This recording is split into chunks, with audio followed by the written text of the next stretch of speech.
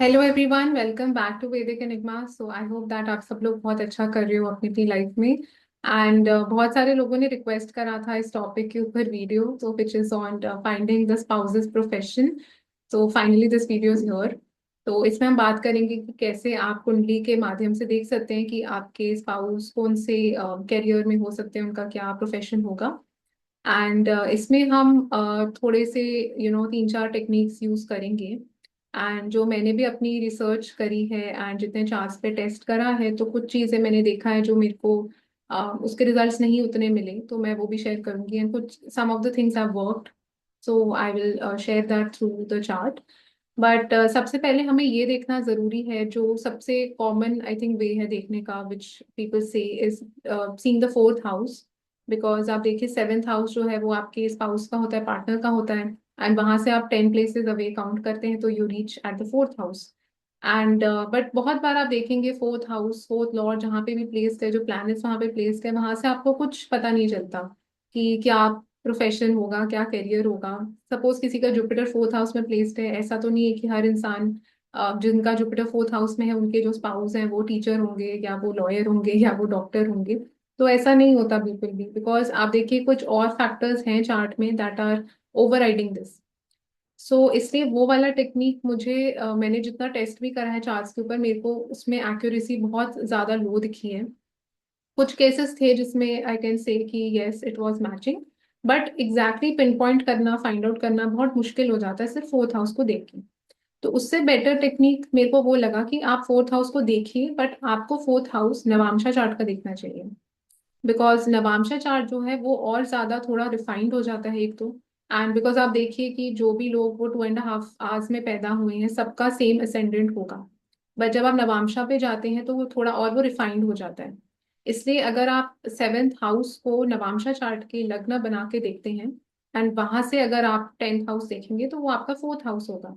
तो अगर कोई प्लैनेट वहां पे प्लेस्ड है, जो साइन वहां पे प्लेस्ड है, तो वो आपको पहली इंडिकेशन दे सकता है अबाउट द स्पाउसेस प्रोफेशन या कौन सी चीज में वो इन्वॉल्व होंगे। तो दैट इज वन टेक्निक।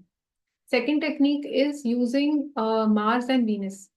तो जैसे हम जानते हैं, जो भृगु नंदी नाड़ी होती है उसमें हम मार्स को हस्बैंड को सिग्निफाई मार्स करता है, एंड वाइफ के लिए हम वीनस को देखते हैं।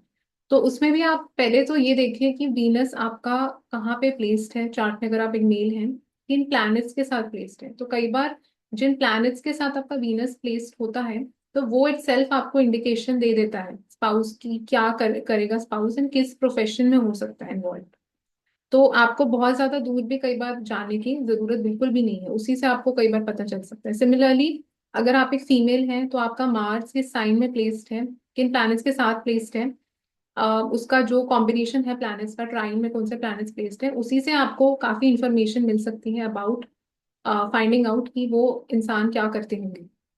And the third thing is कि आप एक और चीज देख सकते हैं, वीनस एंड मार्स से सेकंड हाउस जो है वो उसमें कौन से प्लैनेट्स प्लेस्ड है। Because second house from Venus और Mars is showing the income capacity, मतलब जो पैसा आपके स्पाउस कमाते हैं वो कहाँ से कमाते होंगे।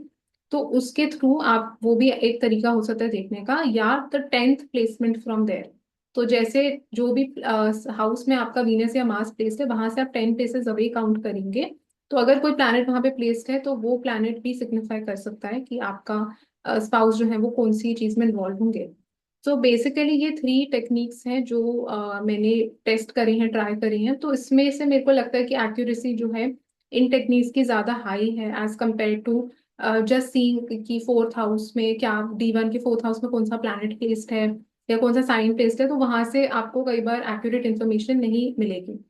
तो मैं अभी आपके सामने एक एग्जाम्पल चार्ट भी शेयर करूंगी, हम उसके थ्रू देखेंगे कि कैसे हम इस पे अराइव हमने करा है।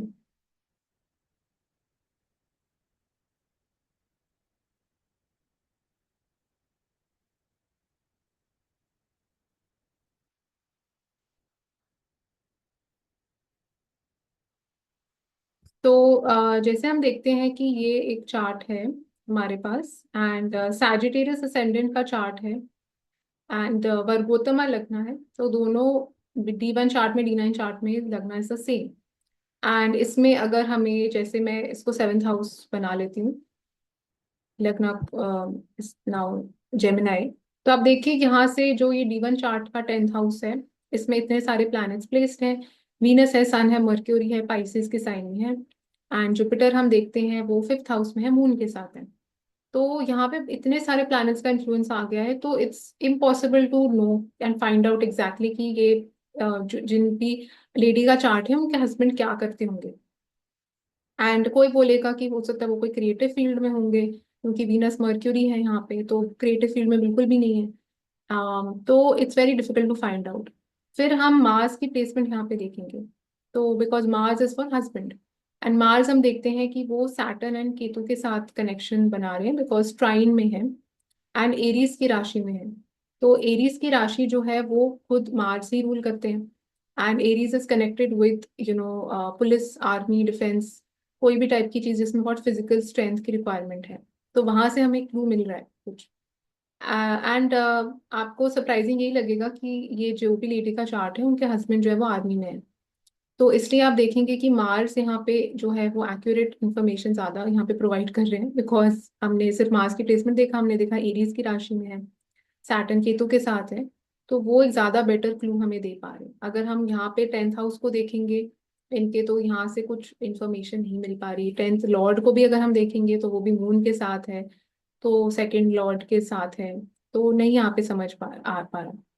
Then there can be another technique जो मैंने बोला, जैसे D9 चार्ट के हम 4th हाउस को देखेंगे। तो जैसे ये D9 चार्ट था, तो मैंने यहाँ पे इसको जेमिनी असेंडेंट बना दिया। तो यहाँ पे आप देखेंगे कि राहु 10th हाउस में है, एंड जुपिटर की राशि में है, गुरु की राशि में है। एंड यहाँ पे हम देखेंगे कि Rahu is in the 10th house, but जो प्रोफेशन हम जैसे आर्मी, मैंने जो बोला वो प्योरली मार्स रिलेटेड चीज है। बट मार्स का यहाँ पे एस्पेक्ट है, आप देखेंगे तो Mars is actually the only planet यहाँ पे जो 10th हाउस को एस्पेक्ट कर रहा है। तो इन अ वे मार्स राहु का यहाँ पे इन्फ्लुएंस आ रहा है। एंड अगर आप इसकी राशि भी देखते हैं जुपिटर की, जो जुपिटर प्लैनेट है वो 8th हाउस में है, डिबिलिटेटेड है यहाँ पे।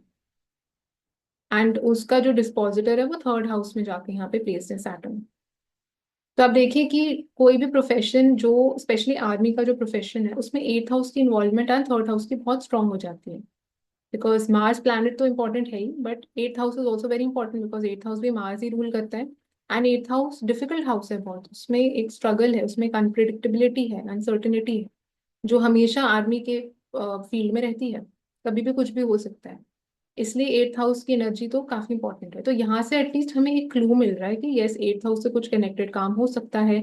मार्स का एस्पेक्ट आ रहा है 10th हाउस पे, तो मार्स का भी कुछ इन्फ्लुएंस हो सकता है। एंड इसका डिस्पोजिटर जो है वो 3rd हाउस में जाके प्लेस्ड है। तो ऐसे करके हम यहाँ पे एक देख सकते हैं, कुछ हमें आइडिया यहाँ पे इंफॉर्मेशन मिल रही है। देन हम देखेंगे कि मार्स को हमने लगना बना लिया यहाँ पे। एंड वहां से अगर हम 10th हाउस देखते हैं तो कोई यहाँ पे प्लैनेट प्लेस नहीं है। फिर हम उसके लॉर्ड को देखेंगे, तो लॉर्ड इज सैटर्न। सैटर्न आप देखिए मार्स के साथ प्लेस्ड है एरीज की राशि में, तो again Mars is coming forming. So in short, ये जो भी 3 टेक्निक्स हमने यहाँ पे लगाए हैं, तो इनमें आप देखेंगे कि हमें सबसे बेस्ट इंसाइट्स तो एक्चुअली हमें इसी से मिल रही है कि आप सिर्फ मार्स को ही आप देख लीजिए, वही आपको काफी चीजें बता देगा। एट द सेम टाइम अगर हम मार्स से 2nd हाउस में भी देखेंगे तो टॉरस का राशि प्लेस्ड है। तो टॉरस का भी जो लॉर्ड है यहाँ पे वीनस, वो मर्क्यूरी सन के साथ है, तो वो भी हमें बहुत ज्यादा क्लू यहाँ पे नहीं दे पा रहा।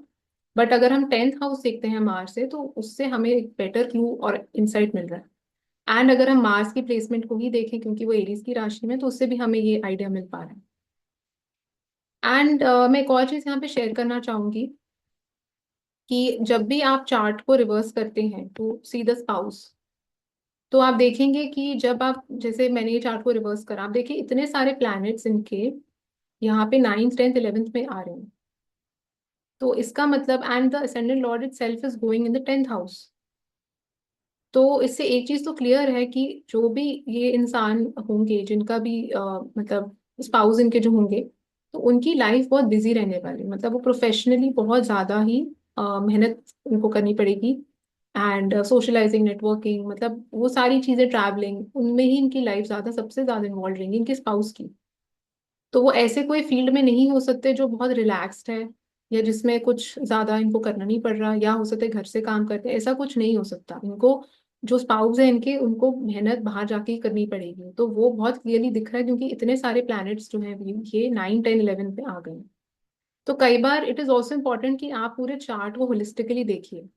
इट इज नॉट जस्ट कि आपने देख लिया कि 10th हाउस में क्या क्या प्लेस्ड है, तो 10th लॉर्ड यहाँ पे जा रहा है तो इनका प्रोफेशन ये हो सकता है। कई बार आप पूरे चार्ट को एनालाइज अगर आप करेंगे इनके, तो जैसे सपोज मैं एग्जाम्पल के लिए अगर किसी का दूं कि बहुत सारे प्लैनेट्स उनके 6th हाउस में आ रहे हैं, जब आपने चार्ट रिवर्स करा, तो आप देखिए 6th और 12th वाला एक्सेस जो है वो बहुत प्रोमिनेंट हो गया। हो सकता है वो डॉक्टर हो सकते हैं, हेल्थ केयर से रिलेटेड कुछ काम कर सकते हैं, बिकॉज ये एक्सेस इटसेल्फ बहुत प्रोमिनेंट हो गया।